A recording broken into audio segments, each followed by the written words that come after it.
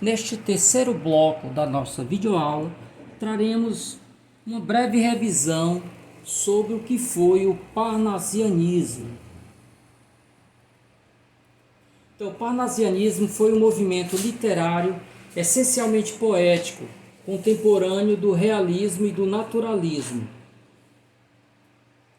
Representou na poesia o espírito positivista e científico da época, surgindo em oposição ao romantismo.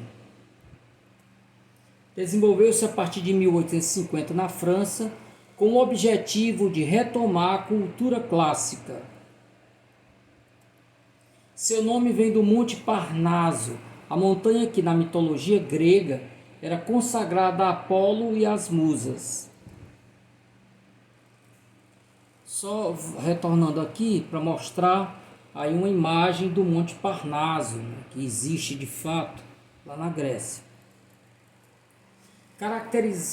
Caracteriza-se pela sacralidade da forma, pelo respeito às regras de versificação, pelo preciosismo rítmico e vocabular, pelas rimas raras e pela preferência por estruturas fixas, como os sonetos.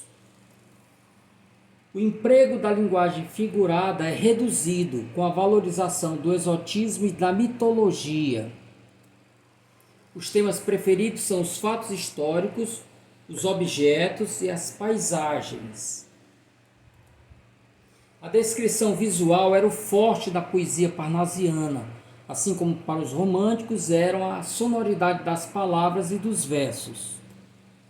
Os autores parnasianos faziam uma arte pela arte, pois acreditavam que a arte deveria existir por si só, e não por subterfúgios, como o amor, por exemplo. Características gerais: preciosismo, focaliza-se o detalhe, cada objeto deve singularizar-se, daí as palavras raras e rimas ricas.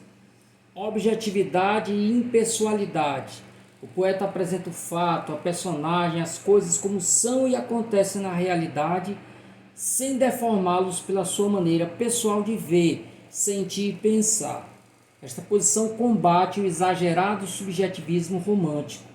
É a luta pela objetividade, descrever a realidade, entre aspas, tal como ela é, sem interferência da subjetividade do poeta. É claro que isso apenas em tese. Arte pela arte. A poesia vale por si mesma, não tem nenhum tipo de compromisso e se justifica por sua beleza. Faz referências ao prosaico e o texto mostra interesse a coisas pertinentes a todos, a coisas comuns. Estética ou culto à forma. Valorização exagerada da forma, da estrutura adotada, da métrica e da rima, da palavra medida, da correção gramatical. Então, encerrando esse curtíssimo bloco, nós veremos aí os marcos inaugurais e finais do parnasianismo no Ceará, voltando a reforçar que estas datas são de caráter meramente didático. Início, 1903, data de publicação do poema Aranha, de Álvaro Martins. Veremos o poema daqui a pouco.